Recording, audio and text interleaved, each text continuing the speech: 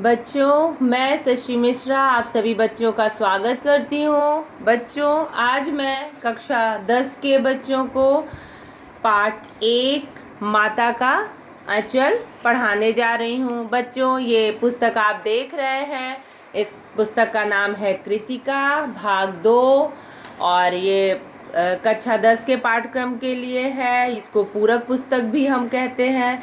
इसके पहले हमने आप लोगों को क्षितिज पुस्तक से सूरदास के पद पाठ पढ़ाया, काव्य से, और गद्य भाग से हमने स्वयं प्रकाश जी की नेताजी का चश्मा पढ़ाया। आज मैं उसके उपरांत आपका ये फर्स्ट चैप्टर कृतिका से माता का अचल पाठ पढ़ाने जा रही हूँ। बच्चों, माता का अचल पाठ के लेखक आपके शिव पूजन सहाय जी हैं। शिव पूजन सहाय जी के बारे में मैं इनका परिचय आप सभी को देना चाहूँगी। शिव पूजन सहाय जी आधुनिक हिंदी साहित्य के प्रसिद्ध साहित्यकार हैं, जिनका जन्म 1893 ईस्वी में उनवास गांव, जिला भोजपुर, बिहार में है, जो वहाँ पर इनका जन्म हुआ है। उनके बचपन का नाम भोलानाथ था। यानी आपके लेखक जो शिव पूजन सहाय जी हैं, इनके बचपन का नाम भोलानाथ था। 10वीं की परीक्षा के बाद उन्होंने बनारस की अदालत में नौकरी की। उसके बाद वे अध्यापन कार्य में जुड़ गए। उन्होंने असहयोग आंदोलन के दौरान भाग लेने के लिए उन्होंने अपनी नौकरी को भी छोड़ दिया, क्योंकि वह असहयोग आंदोलन में भाग लेना चाहते थे। शिव पूजन सहाय गद्य के प्रमुख लेखक हैं। उन्होंने जागरण, हिमालय, माधुरी, बालक आदि पत्रिकाओं का संपादन कार्य भी किया। इनकी प्रमुख कृतियों के बारे में बच्चों हम जानेंगे। इनकी कृतियां हैं देहाती दुनिया, ये दिन, वे लोग, ग्राम सुधार, विडंबनाओं, समस्याओं आदि पर इन्होंने अपना चित्रण प्रस्तुत किया है और शोषण के प्रति अपनी आवाज़ भी इन्होंने उठाने की कोशिश की है। इनकी भाषा, शिव पूजन सहाय जी की भाषा सरल और सहज है। आंचलिक शब्दों के साथ तत्सम, तद्भव, अंग्रेजी आदि भाषाओं का ये अपने रचनाओं में प्रयोग करते हैं। और शिव पूजन सहाय जी का मृत्यु जो है वो 1963 में हुआ। बच्चों, अब मैं आपको पाठ की रूपरेखा बताना चाहूँगी कि माता का आंचल से ही आपको पाठ समझ में आ रहा होगा कि यहाँ पे माँ का आंचल, जिसमें छिपकर बच्चा, चाहे वो बचपन हो, चाहे बच्चा बड़ा हो जाता है, फिर भी उसे माँ की आवश्यकता हमेशा रहती है। वह बचपन से लेके वृद्धावस्था तक बच्चों के लिए माँ माँ होती है। और यहाँ पे माँ के आंचल पर शिव पूजन सहाय ने लिखा है। बहुत अच्छी कहानी है और इसमें एकदम मातृत्व छिपा हुआ है। इसे हम पढ़ेंगे, हमें बहुत अच्छा लगेगा। बच्चों, थोड़ा सा हम इसकी रूपरेखा देखना चाहेंगे। देहाती दुनिया उपन्यास के लिए गए इस अंश में कह सकते हो कि ग्रामीण संस्कृति की झांकी उभारी गई है, जिसमें ग्रामीण क्षेत्र के विभिन्न चरित्रों तथा बच्चों के शैशव काल, जो बच्चों का बचपन होता है, अनेक क्रियाकलापों का अध्ययन मनोहारी ढंग से चित्रण प्रस्तुत किया गया है। पाठ में भोलानाथ के चरित्र के माध्यम से माता पिता का स्नेह और उनका प्यार करना, दुलार करना, बालकों के विभिन्न ग्रामीण खेल और कह सकते हो जो गीत संगीत था, लोकगीत था, और बच्चों की मस्ती एवं शैतानियों का विस्तार से वर्णन किया गया है। इसमें इस तथ्य को भी स्पष्ट किया गया है कि बच्चे का माँ से कैसे जुड़ाव होता है। भले ही वह अपने पिता के साथ अधिक समय बिताते हैं बच्चे, कि जैसे पापा ऑफिस से आते हैं या बाहर से आते हैं तो बच्चे भागते हैं कि पापा आ गए या पिताजी आ गए, लेकिन परेशानी के समय उसे वह माँ का आंचल ही शांति देता है। बच्चे को जब बच्चा परेशान होता है उस समय उसे माँ का आंचल ही दिखाई देता है। आप कह सकते हो कि कथात्मक शैली में रचे गए इस उपन्यास का कथा शिल्प अत्यंत मौलिक एवं प्रयोग धर्मी है। बच्चों, इस चैप्टर की समरी बताना चाहूँगी कि पाठ का सारांश में क्या क्या चीज़ें दी गई हैं।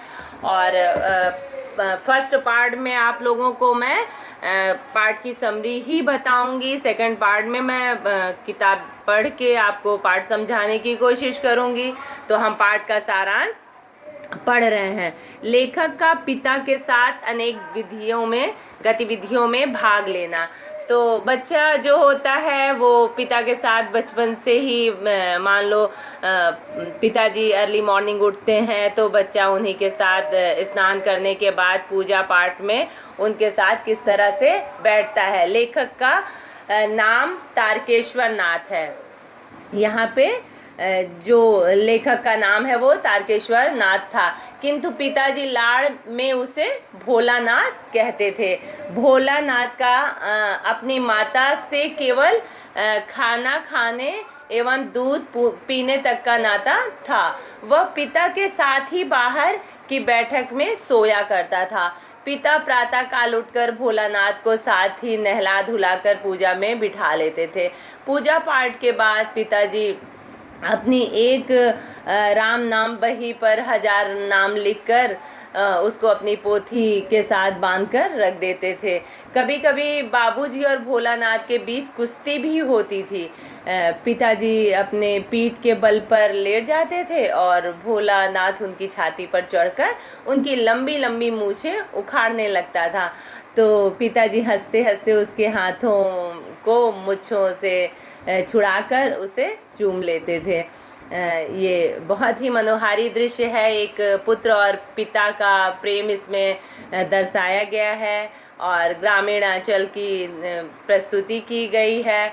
भोलानाथ के पिता जी उसे अपने हाथ से फूल, एक कटोरा होता है फूल का, वह धातु बताया गया है कि कटोरे में गोरस को यहाँ पे दूध बताया गया है और भात सान कर खिलाते थे। यहाँ पे ये पिता पुत्र का एक साथ जीवन दर्शाया गया है। उसके साथ माँ के साथ भोलानाथ का क्या संबंध है, और जब भोलानाथ का पेट भर जाता है तो उसके बाद भी माँ थाली में दही भात सानती है और अलग अलग तोता, मैना, कबूतर, हंस सब का नाम लेके एक एक कौर बना के और वह उसको खिलाती है और बनावटी नाम से कौर बनाकर यह कहते हुए खिलाती जाती है कि जल्दी खा लो नहीं तो उड़ जाओगे, ये उड़ जाएंगे। भाई तोता है, मैना है, कबूतर, हंस सब उड़ते हैं तो कहते थे जल्दी खा लो नहीं ये सब उड़ जाएंगे। तब भोलानाथ सब बनावटी पक्षियों को चट कर जाता था।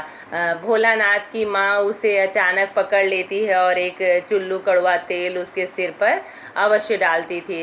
इसका मतलब आप समझ रहे होंगे कि सर पे तेल रखने के लिए हाथों की हथेलियों में तेल रख के और उनके सर में रख देना तथा उन्हें सजा धजा कर कृष्ण कन्हैया बना देती है, जो माँ का काम होता है। और यहाँ पे बच्चों की शैतानियाँ और खेल के बारे में हम थोड़ा जानना चाहेंगे। भोलानाथ के घर पर बच्चे तरह तरह के नाटक खेला करते थे, जिसमें चबूतरे पर एक कोने को नाटक घर की तरह प्रयोग किया गया था। बाबूजी नहाने की छोटी चौकी को रंगमंच बनाया जाता था, जिस पे बैठकर पिताजी स्नान करते थे, उसको ये लोग अपनी रंगमंच बना लेते थे। उसी पर मिठाइयों की दुकान, चिलम के खोचे पर कपड़े के थालों में ढेले के लड्डू, पत्तों की पूरी, कचौड़ियाँ और गीली मिट्टी की जलेबियाँ और फटे घड़ों का जो टूटा हुआ घड़े का पार्ट होता है बच्चों, उसी से कह सकते हैं हम वह टुकड़े बताशे बना लेते थे। जैसे खेल खेल में हम लोग बचपन में खेले हुए हैं, तो जैसे बाहर बालू गिरा होता है उसको चीनी बना लेते थे, और झूठी किसी भी बर्तन में पात्र में चाय चढ़ा देते हैं, चाय बना लेते थे। तो ये बचपन के बिना ज़्यादा सोचे समझे जो सारी गतिविधियाँ माँ पिता को करते देखते हैं उन्हीं को हम करने की कोशिश करते हैं। ये हमारा खेल होता है। उसके बाद दुकानदार और ख़रीदार सभी बच्चे ही होते थे। कोई आता है और यहाँ पे हम सामान सजा के बैठे, अरे भाई कितने में दे रहे हो, तो ये सारी चर्चाएं होती हैं। थोड़ी देर में मिठाई की दुकान हटाकर बच्चे घरौंदा बनाते थे, धूल की मेड़ दीवार बनती और तिनकों का छपरा बन जाता था, और जो दातून जिससे हम दांत साफ करते हैं, दातून के खंभे और दिया सलाई की पेटियों के किवाड़ आदि इसमें बताया गया है कि बच्चे बनाते हैं। इसी प्रकार के अन्य सामानों से बच्चे दावत तैयार करते थे कि गुड़िया गुड्डा की शादी हो रही है, आज यहाँ पे दावत है और हम सब आज यहाँ पे ये पकवान है, सब खाएंगे। और बच्चों के खेल में पिता का भी भाग लेना, पिताजी सारी गतिविधियाँ बच्चों की देखते रहते हैं कि ये लोग कौन सा खेल खेल रहे हैं, और बीच में आ भी जाते थे कि भाई अब क्या हो गया, तुम्हारी फसल कहाँ तक पहुँची, खेत में क्या क्या हुआ। तो ये बड़े ही मार्मिक दृश्य हैं जो मन को छू लेते हैं। यहाँ पे जब पंगल कह सकते हो कि सभी लोगों की पंक्ति को पंगत बोलते हैं, बैठ जाती थी, तब बाबूजी भी धीरे से आकर भोजन करने के लिए बैठ जाते थे। उनको बैठते देखते ही बच्चे हंसते हुए घरौंदा बिगाड़ कर भाग जाते थे। बच्चे ये तो समझते ही हैं कि अरे पिताजी आ गए हैं और ये हमारे खेल को समझ गए, और वो बच्चे तो सीरियस होके खेल खेल रहे होते हैं। पिताजी के आने पे वो थोड़ा शर्मा जाते हैं। कभी कभी बच्चे बारात का भी जुलूस निकालते थे। बारात के लौट आने पर बाबूजी ज्यों ही दुल्हन का मुख निरखने लगते थे, त्यों ही बच्चे हंसकर भाग जाते थे। थोड़ी देर बाद फिर लड़कों की मंडली जुड़ जाती और खेती की जाती थी। बड़ी मेहनत से खेत जोते बोए और पटाए जाते थे। मतलब जो बच्चे पिता को देखते थे कि पिताजी किस तरह से खेती करते हैं, खेत से आते हैं तो कैसे पानी मांगते हैं, तो वो सारी गतिविधियाँ वो अपने खेल में शामिल कर लेते थे। और उसके बाद फसल तैयार होने में देर नहीं लगती थी और बच्चे हाथों हाथ फसल काट कर उसे पैरों से रौंद डालते और कसोरे का सूप बनाकर उसाकर ये सब खेत के लिए करना पड़ता है। और मिट्टी के दिए के तराजू पर तौल कर राशि तैयार कर दी जाती थी, जिसको कह सकते हैं अनाज बांटा जाता है, वितरण किया जाता है। तो उस राशि को तराजू किसका होता था? इनका मिट्टी के दिए का होता है। इसी बीच बाबूजी आकर पूछ लेते कि इस साल की खेती कैसी रही भोलानाथ। तब बच्चे खेत खलियान छोड़कर हंसते हुए भाग जाते हैं। बच्चों द्वारा गुरु मूसन तिवारी का चिढ़ाना, यहाँ पे लास्ट में ये बताया जाता है कि आपकी फसल के समय कभी कभी खूब आंधी आती है और आंधी समाप्त हो जाने पर बच्चे बाग की ओर दौड़ पड़ते हैं और चुन कर खुलेआम खाते हैं। एक दिन आंधी आने पर आकाश काले बादलों से ढक जाता है, मेघ गरजने लगते हैं और बिजली कौंधने लगती है। बरखा बंद होते ही बाग में बहुत से बिच्छू नजर आते हैं। बच्चे डरकर भागकर चले जाते हैं। बच्चों में बैजू बड़ा ढीठ था और बीच में मूसन तिवारी मिल गए और बैजू उन्हें देखकर चिढ़ाते हुए बोला, बुढ़वा बेईमान, मांगे करेला का चोखा। ये इसमें छोटी सी पंक्ति दी हुई है आपकी पुस्तक में। शेष बच्चों ने बैजू के सुर में सुर मिलाकर यही चिल्लाना शुरू कर दिया था। बच्चों तिवारी ने पाठशाला जाकर वहाँ से बैजू और भोलानाथ को पकड़ लाने के लिए 4 लड़कों को भेजा। बैजू तो 9 2 11 हो जाता है और भोलानाथ पकड़ा जाता है, जिसकी गुरुजी ने खूब खबर ली। तो बाबूजी जब कह सकते हो कि बाबूजी वहाँ से खुशामद करके भोलानाथ को अपने साथ घर ले चले, तो रास्ते में भोलानाथ को साथी लड़कों का झुंड मिला। उन्हें नाचते और गाते देखकर भोलानाथ अपना रोना धोना भूलकर बाबूजी की गोद से उतारकर लड़कों की मंडली में मिलकर उनकी तान में सुर अलापने लगता है। और अंतिम पड़ाव में बच्चों बताना चाहूँगी कि भोलानाथ और सांप का जो तमाशा होता है, जो कहानी का मुख्य कह सकते हो एक वो है तो यहाँ पे भोलानाथ और सांप का तमाशा किस तरह से होता है। एक टीले पर जाकर बच्चे चूहे के बिल में पानी डालने लगे। कुछ देर के बाद थक जाते हैं, तब तक बिल में से एक सांप निकल आता है। तो बच्चे उसको देखकर बेतहाशा हो जाते हैं, भय से कांपने लगते हैं, डर जाते हैं। तो भोलानाथ की सारी देह लहूलुहान हो गई, पैरों के तले कांटों से छलनी हो गए। ये सब मुहावरों का प्रयोग किया गया है। वह दौड़ा हुआ आया और घर में घुस गया। उस समय बाबूजी बैठक के ओसरे में हुक्का गुड़गुड़ा रहे थे। उसने भोलानाथ को बहुत पुकारा।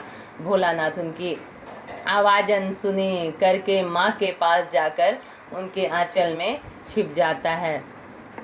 तो भोलानाथ को डर से कांपते देखकर माँ जोर जोर से रोने लगती है। माँ का तो बच्चों स्वभाव होता है कि वह अगर अपने बच्चों को परेशान देखती है तो वह उससे ज़्यादा परेशान हो जाती है। और उसके बाद वह जल्दी से हल्दी पीसकर भोलानाथ का जहाँ घाव होता है वहाँ पे वह मरहम लगाती है। भोलानाथ के मुख से डर के कारण सांप तक नहीं निकल पा रहा था। चिंता के मारे माँ का बुरा हाल था। इसी बीच बाबूजी ने आकर भोलानाथ को माँ की गोद से लेना चाहा, किंतु भोलानाथ ने माँ का ही आंचल स्वीकार किया। बच्चों, माँ का आंचल का पाठ आपको समझ में आया होगा। ये मैंने छोटी सी कहानी बताई है, पूरे पाठ का सारांश कह सकते हो तुम लोग। मैंने बताया यह पाठ बहुत बड़ा है और अगले पाठ में मैं आपको पाठ पढ़कर समझाने की कोशिश करूँगी। और बच्चों, ये मैंने जो समरी बताई, माता का आंचल, कुछ भी जीवन में कितना भी सुख दुख आए, पिता कितना भी प्यार करे, परिवार कितना भी प्यार करे, हमारे बच्चों को माँ का आंचल ही उचित लगता है। और इस पाठ को मैं यहीं पे विराम देती हूँ। गॉड ब्लेस यू बच्चों।